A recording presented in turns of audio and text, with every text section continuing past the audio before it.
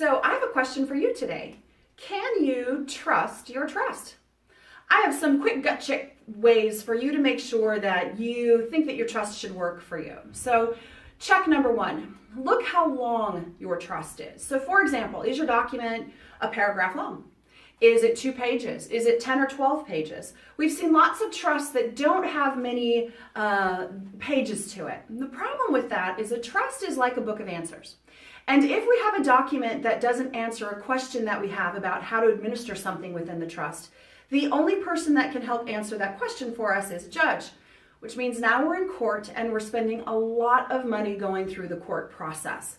When a document is silent as to something, vague or ambiguous, we have a problem. And so those very simplistic documents that you might see that are just a few pages long typically don't work very well on the back end. They are still a valid executed trust potentially, but they're not really going to work the way that we want them to work.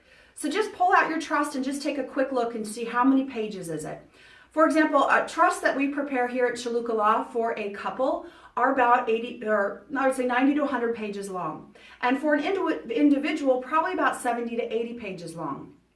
There's a lot of information that we need to put in these documents to make sure that they work properly in different and individual circumstances.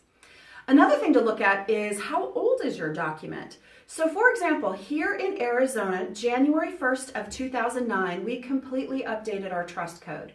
So if you have a trust document that is previous to January 1st of 2009, we know your document probably needs to be legally updated at this point in time. So make sure you take a look at it, see when it was executed, just as a quick gut check to see if you need to make any changes at this point. Another quick thing to look is, how long has it been since you've actually updated it yourself? Have you taken it out and looked at to see whether or not your goals and wishes are still being met? Maybe you've changed your mind about something. And if you have, you need to make sure that we go in and do an amendment to now accurately reflect what your current goals and needs are.